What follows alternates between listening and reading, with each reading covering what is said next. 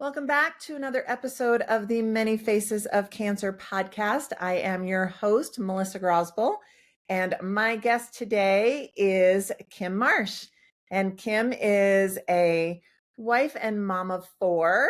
She is a registered dietitian focusing on thyroid issues as well as weight loss in general. And she is a two-time thyroid cancer survivor. So, welcome to the show, Kim. Thanks for having me. So great to have you here. Kim and I actually belong to a book club together. That was how we met almost 8 years ago. We have a common love of books as well as now cancer in common. So tell us a little bit about yourself. Tell us a little bit about your background. Yeah, so growing up, I always knew my mom had thyroid cancer when she was quite young. Growing up, she had now they're much smaller, but she had a pretty pronounced scar on her neck from when they had done her thyroid removal surgery. And I remember as a kid, I very little kid envisioned that she was a princess and some evil person was snatching off her head and the prince saved her, the crazy things that kids do. And I remember us talking about when I was in middle school, she had to switch providers, and they changed how her thyroid medication was regulated, and she really did not like that change, and it wreaked havoc on her body. And so I remember we started calling her thyroid pills her mean pills, because she felt like she wasn't on enough thyroid medication, and so it kind of makes you grouchy, and so we called them her mean pills, even though like taking them made her less mean than if she had not taken them, but that's what we called them. And then I grew up, I went off to college. I got my undergraduate degree in dietetics, and then I went off to Chicago after that to get my dietetic internship and a master's degree in clinical nutrition. And towards the end of my college, backing up, when I started high school, my mom actually had a brain tumor that was found kind of coincidentally. She was having some other health problems, and they found this brain tumor, and she had to undergo it was not metastasizing, it was pretty stable, but it was blocking some fluid draining from her brain. And so they needed to do this special radiation treatment. They did it. It cleared that up. It caused some other health problems for a couple years. And then later in high school, my junior year, she was diagnosed with breast cancer and underwent a single-sided mastectomy. Didn't have to have any radiation, chemo, nothing after that, because she did the full mastectomy. Now, were all of these cancer kind of like, were they all connected or were they three different cancers? They say that they were three different cancers. She did later, much later in the story, undergo genetic testing, and I've undergone genetic testing, because they're always coming out with new tests. And at the time that she had done, particularly the BRCA test, gene testing that they do, it underwent a change about that time, and it was very unclear from the medical records I was able to get of which version of the BRCA test she had gotten. And so they said it would go, even though hers had come back negative, it would still be valuable for me to go ahead and get it, because they had made changes to the test and we weren't sure which version she had done. And all the genetic testing had come back negative. The radiation treatment you get for thyroid cancer is a radioactive iodine treatment. And it does, I don't know if it's just the radioactive iodine or the fact that you've had cancer, like increases your risk of other cancer. We do have a family history of thyroid issues. I think my mom and I are the only people that have been diagnosed with thyroid cancer, but other people having nodules and things on their thyroid, and family history of breast cancer. So we have both of those things, but none of it is linked in a gene that current medical science knows about. Well, they say genetics is only 5 to 10% maximum of cancer causes anyway. So, if you have that gene, you're definitely more apt, but just because you don't have the gene doesn't mean that you're free and clear. Right. And so, yeah, so they've never specifically said that they were all connected for sure. But yeah, so then when I was a junior in high school, she had that. That was actually pretty mild compared to the brain tumor and its subsequent fallout from that radiation treatment. And then we all kind of went on our merry way. And I went off to college. I was getting my degree. And my senior year, my last year of college, in the fall, my mom called that her breast cancer had come back, and that um, it was very clear at this time that it was real. Like this wasn't a like, oh, we'll just have surgery and it's going to be okay. Like this was going to be the end of it. Um, and she initially responded well to chemo. And kind of went off chemo for a little bit, and then it came back a few months later, and they were kind of in a losing battle after that of trying to just manage symptoms and prevent it from growing too much without like making her entirely miserable because of the chemo. So it was kind of that balance So you were when just that kind of happened. starting your life when all of this happened.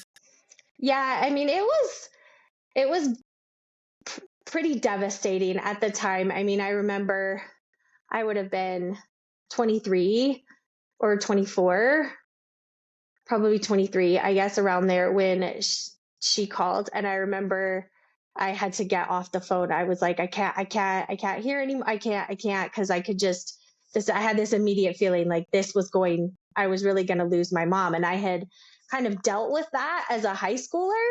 Um, but always had this feeling like it was going to be okay and it's going to be okay, and gotten through it. And this time I just had this overwhelming sense as she was telling me, like, it's not going to be okay. Um, and so, um, yeah, I had a rough year for a while of kind of um, taking it out on other people, like in my attitude and how I did it, how I dealt with things. And Now yeah, I you were mean, it was able to something. go and spend some time with her, kind of during the last months or so, correct?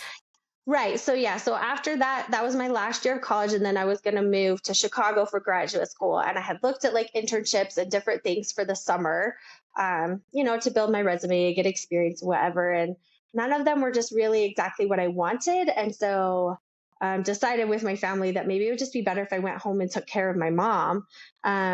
And got to spend that time with her. And so that's what I did. I did spend that whole summer with her, and it was And maybe that great. was God's way of allowing you that opportunity by not putting anything else in your way.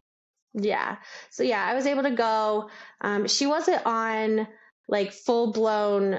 She was on an at home oral chemo when I was with her, so I didn't have to take her to her weekly chemo infusions. But I would ended up taking her to the doctor a lot. She did end up in the hospital from side effects of one of the chemo treatments, and um, I remember I made a lot of dinner. I cooked dinner all summer so she could rest, and she would take her nap every day. She and I would get in fights because she did a lot of puzzles, like jigsaw puzzles. She'd always liked jigsaw puzzles, but she did them, especially once she got back on chemo, she was doing them a lot to try to prevent chemo brain, to keep her brain really active. And so she would read and do puzzles, and she would get mad because she would go take a nap every afternoon. And I sometimes would finish her puzzle Oh while she was no. sleeping. And so we started having to have boundaries of when I was allowed to work on the puzzle if she was sleeping. So I wouldn't finish her puzzle on her. Um, and so, but it was a great experience for me, especially as I was about to go into my dietetic internship and graduate degree. I really got to experience firsthand the nutrition issues she was having while going through treatment. She did have a radiation treatment I would drive her to that summer. The cancer had spread to a couple vertebrae in her spine. And so they were worried that it would weaken the spine and then create back pain and problems for her. So they had advised her to get some very localized radiation on that area to try and stabilize that. And she ended up getting really bad esophageal inflammation and painful swallowing, difficulty eating. And so all things that were like good experiences for me to have going into my like intense nutrition training. And so, yeah, so after that, she did seem to be doing a bit better. At the end of that summer, and I was able to move to Chicago, and I was doing my dietetics training. And during that training, I really loved our rotations that we did in the cancer patient area. So the hospital I did my training at had a hematology cancer ward floor, and then they also had a dedicated bone marrow transplant unit. And so I loved working with those patients. I actually did I can't even think of what it's called now, but kind of like my final rotation there, where I was the dietitian on the floor and was kind of on my own. I was able to go do that because I just really enjoyed working with those patients so much.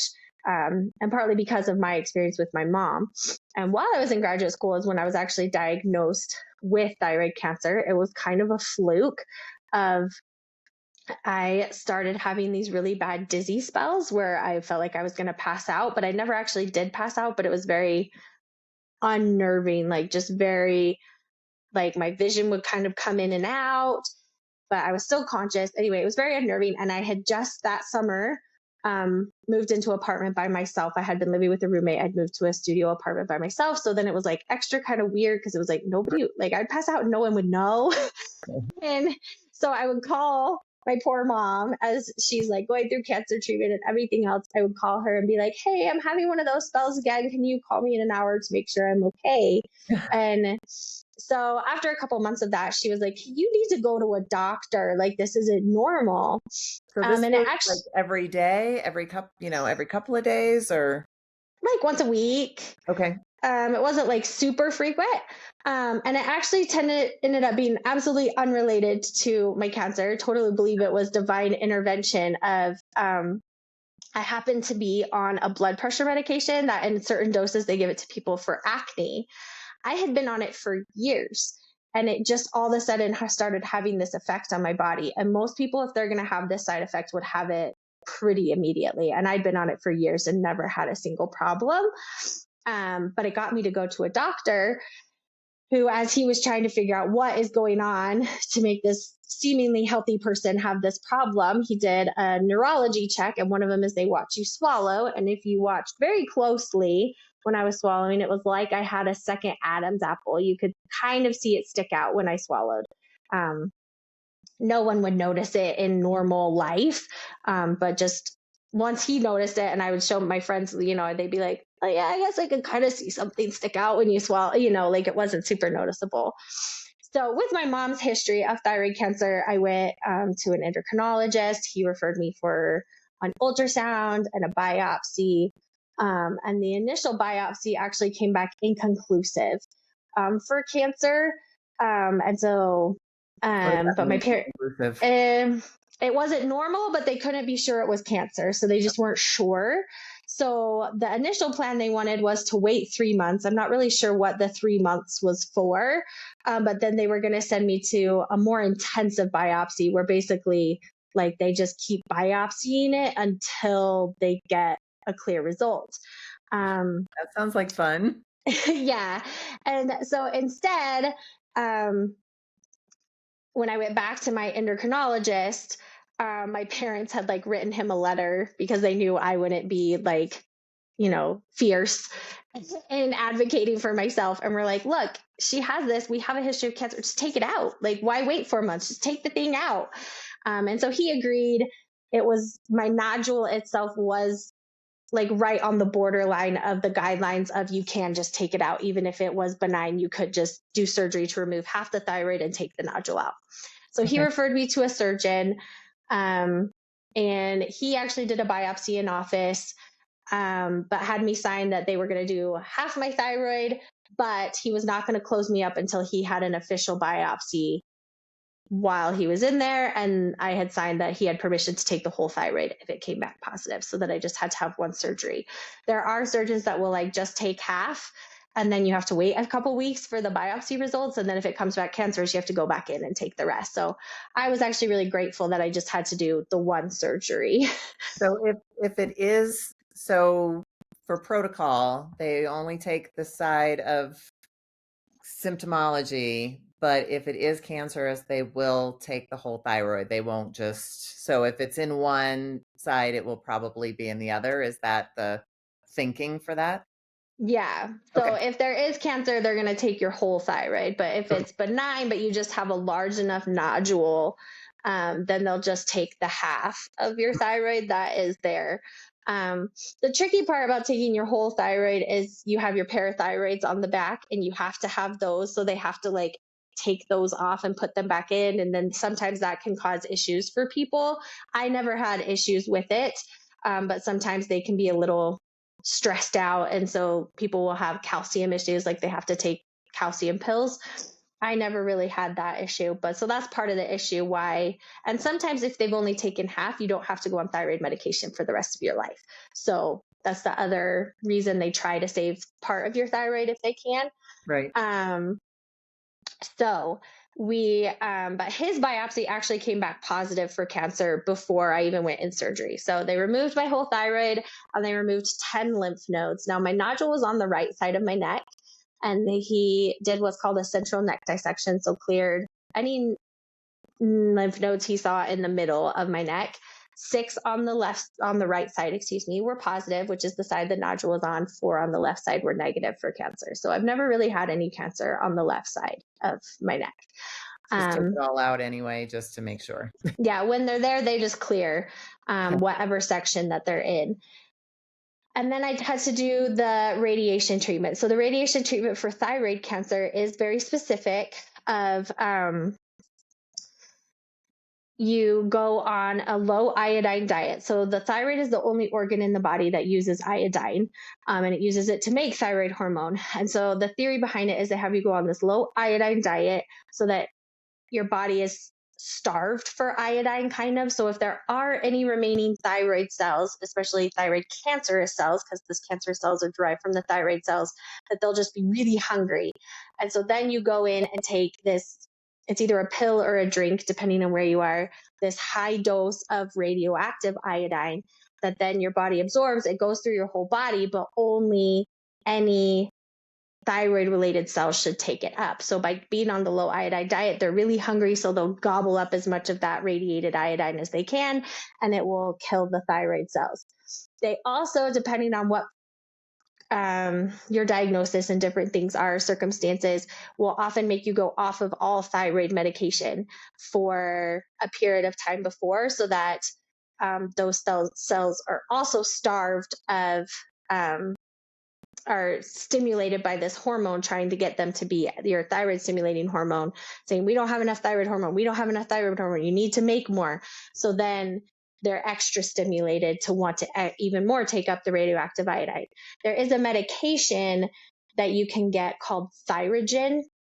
It's a couple injections you take a few days before your radiation injection, or your radiation dose, to stimulate that hormone without you having to go off your thyroid medication. And then it's a little more pleasant that way.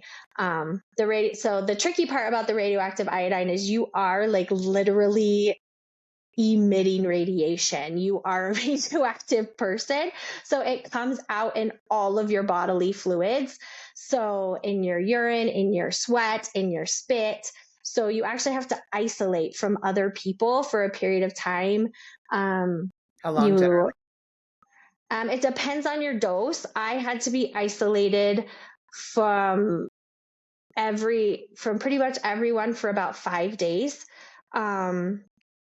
They did give me clearance. My mom wasn't able to come, so she was far enough, and because of her immunocompromised state and everything, she wasn't allowed to come for that. She did come help me when I had my thyroid surgery, but she wasn't able to come when I was radioactive. But my uncle had come, and they gave him permission, because he and his wife were older, to come visit me for like an hour a day in my apartment, as long as they stayed. It was like almost like pre-COVID, like 6 to 10 feet away from me in my apartment. And so Maybe they would come where visit they got me. all the COVID protocols from. Who knows? But yeah, and even then, once I was out of isolation, I needed to be careful longer around young children or pregnant women. So it was, December in Chicago, so it's really cold. You can't go outside really. And so once I was out of like strict isolation, I went to like the movies for the day just to be somewhere besides my studio apartment. And I remember feeling like I looked like a total creeper because I was cold because I had no thyroid medication. So I was like extra cold.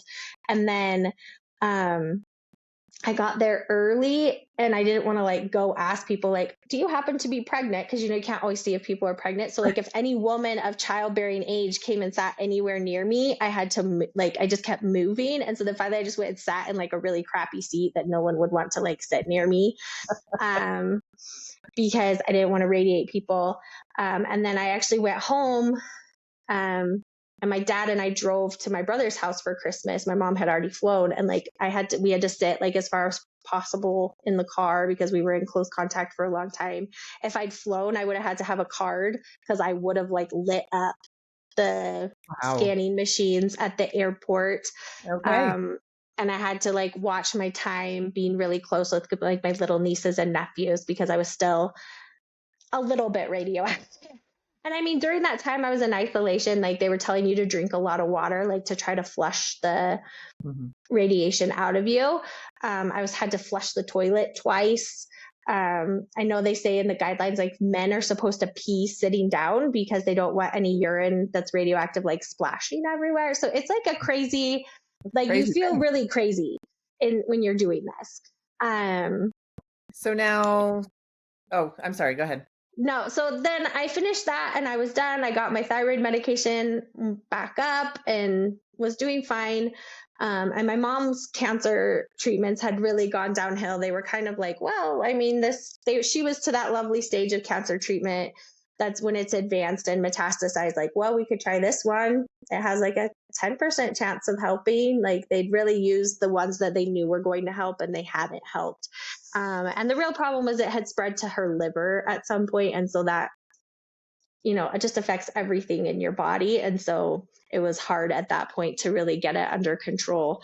I think you kind of end up just becoming a guinea pig at that point too. Oh, let's try this and let's try this and anything to kind of keep you alive as long as possible. And she wanted to. And so so she was on chemo she would have been diagnosed re-diagnosed with her breast cancer would have been fall, like September of 2009. And so now we're to spring of 2011. By that summer, by July, I think it was beginning of July, she agreed to stop all treatment and just went on hospice. And most of her issues were just because of the liver, like her proteins were off. So she had a lot of swelling and had a lot of extra fluid and swelling and different things. But she was able to make it to my wedding. I got married that July and she was at my wedding. I remember a couple of days before her wedding, we realized just because she had started retaining quite a bit of water, the dress she had bought for the wedding was not going to fit. So my sister-in-laws and I had to go to the mall and quickly try to find a dress that was close enough to the wedding colors, but that would be comfortable for her to wear. She was in a wheelchair. Yeah. Right. And she was in a wheelchair and her feet were so swollen, she wore Crocs. It was all fine. She was there and that was the important thing. And she actually ended up passing away the night I got back from my honeymoon. I know she waited for me to come back. She was not conscious at the time that I came back.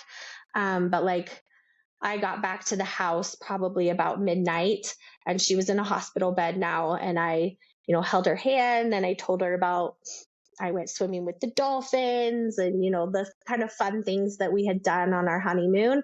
Mm-hmm. And then, we all went to bed and about 2 or 3 in the morning, my aunt had sat up to be out in the room where my mom was in because the hospital bed would only fit in our family room, that she had passed away. So, she definitely waited for me to come home. so that I could say goodbye, because I hadn't really, in all the wedding hubbub, like I knew my mom was dying, but I hadn't like said goodbye. And so she waited for that. And then, so that was the end of July of 2011. Then fall of 2011, just a few months later, my thyroid labs so I get my thyroid medication checked, my labs checked really regularly, especially then I did, and they had a weird bump. They had me do a scan and ultrasound and all these different things, and didn't really find anything. They did biopsy. My surgeon, I went back to him. He did biopsy a lymph node, but it was like way down here, and he was like, I think I got it. I don't know, because it was right by, you have like your jugular and like really big blood vessels and veins. So he's like, I can't miss. So like he was trying to be really cautious with it. And everything came back fine from that. I had my daughter. That did affect my pregnancy, and that I had to have my labs checked every month while I was pregnant. And they did raise my medication quite a bit. But other than that, it didn't really affect my pregnancy. And then we moved out here to Colorado. We had been living in Chicago. We moved out here to Colorado. I saw some new doctors here, really liked them. And then they sent me I was having annual ultrasounds of my entire neck. And they said I should go for this biopsy. And I was like really mad to preface this part of the story, I was really mad. I remember my mom having her labs checked and going and seeing an endocrinologist for her medication, but I don't remember her having any other like monitoring from her thyroid cancer. And so I was like, this is stupid. Like, you don't need to monitor. You got the thyroid out, like cancer's gone, like leave me alone. And it was hard. Like, we didn't have a lot of money. I had to like ask people to babysit my kid, which I hated doing. And she was clingy, all the things. So I went to went to go get this biopsy, and they said it was on the left side of my neck. And I was like, I've never had cancer over there. Leave me alone. I get there and she's like, actually, I can't reach that lymph node. Nobody can. I don't know why they sent you, but let's just biopsy something over here on this other lymph node on the right side of your neck since you're here. And it happened to come back positive for cancer. Like, it was the most bizarre scenario. God really works in your life, I tell you. I mean, it was total divine intervention, right? Like, how could she possibly have picked that one lymph node to get? And so they referred me to a surgeon. I resisted for quite a while, but ended up having what they call a right neck dissection. So they reopened my initial scar and then went all the way up the side of my neck. And basically, if he could find a lymph node on the right side of my neck, he just took it out. Any lymph node he saw, he took it out. So he took out over 20 lymph nodes in my neck. Wow. And I didn't even realize you had that many in there. Yeah, you have lots. Yeah. And so, he cleared the whole right side of my neck of lymph nodes. And in the end, the only lymph node from the pathology report, like the official pathology report that came back as positive, was that one lymph node way down here that they had tried to biopsy years before. So it looked like he had missed this lymph node up here. But he told, and again, it's important that I was angry and like I did not trust this doctor. I like sent my medical records back to my old surgeon in Chicago, like assuming he would say I didn't need surgery somehow, and all these things. And I went to my post-op and he's like, I know I got that lymph node. He's like, I saw it. And he's like, it was just very cystic. And so it collapses when they try to like take their slices for the pathology. And he's like, so I think it just like collapsed so much they couldn't do very much with it, was his assumption. And in that moment, I had total peace that he had really gotten all of the cancer out. And so since then, I've been fine. I haven't had to have really any other invasive type procedures. I've been cancer free for over 5 years now. And so I only have to have an ultrasound like every other year. And they've backed off a little bit on my thyroid medication. It did offset things a little bit. So they like to monitor this one lab called thyroglobulin. But I've had 3 kids since that second surgery. And while you're pregnant, you can't measure thyroglobulin. Somehow being pregnant messes that up. So they can't measure it. So they didn't really count some of that time because they couldn't measure it to make sure that I was cancer free that way during that time. So I've really been cancer free a lot longer than 5 years, but of times they were measuring that lab 5 years. Okay. So And great. so, You're yeah, cancer free probably 10 years then, or pretty close, which is awesome. yeah, Congratulations. yeah. So, yeah, it's great. And so, yeah, they just monitor me. And I actually am going later today because of my family history of breast cancer. I'm going in a little while to get my annual mammogram. Even though I'm under 40, I get a mammogram every year. And Awesome. I also get either a breast MRI or they now have like a screening breast ultrasound they can do that's a little better. I always thought it was a joke that I just don't have very big breasts, that they wrote that I had dense breast tissue, but apparently it's a real thing. It is a real thing. I think it's almost And like a newer thing because I don't remember it back in the day, but yeah, it's become more common to hear that now. So yeah, congratulations. Welcome to the crowd. I know, right? I just always thought when I saw it before, I was like, is that just your euphemism for the fact that I don't have very big boobs? Like, oh, they're dense. Yeah. So, but yeah, so because of that and my family history, I get a genetic counselor told me to try to stagger it about every 6 months. So get one in the spring and one in the fall, Right. just so that I'm not getting like two tests at the same time of year and then going a whole year with no one checking. So the youngest breast cancer history in our family was at the age of 46. So I started that at the age of 36 is when I started Okay. doing all of that. And so now I mentioned in the beginning your dietetics practice, you really focus a lot on thyroid issues. Is that just because of your own knowledge of it, or were you thinking about that when you were in college, or, how did that come about? No, I mean, it was definitely because of my experience Okay. and watching my mom and my mom's experience as well. It's interesting. A lot of endocrinologists actually have a dietitian that work for them, but it's mostly for the people that they see with diabetes. And I feel like a lot of people with thyroid issues, whether it be cancer or just Hashimoto, not just Hashimoto's, but Hashimoto's or hypothyroidism from unknown, some people just, they have hypothyroidism. There's not like a real known cause. Mhm. They just kind of get pushed under the rug. Their symptoms when they say they don't feel right, the doctor's like, well, you just need to lose weight. Like the answer is never your thyroid labs are off. Like they're fine with where your thyroid labs are. It's not the thyroid meds. It's you. Um, and so, yeah, I try to focus on that. I do have a website that is mostly geared towards people with thyroid cancer. So for that low iodine diet, it is very specific and it's gotten better over the years. Especially since I've ever had to do it, but there's not a ton of great information out there and not a ton of great user-friendly information. So there is this like really great PDF that has recipes and things in it, but I mean there's like 500 recipes. Like it's just huge. And so it's like, yeah, they're there to help you, but like it's just so much. It's overwhelming. So what is And that website? the website is called Thyca, so THYCA.org. Okay. Is the website that has that. My website is called lowiodinedietitian.com. So we'll put And those down in the show notes.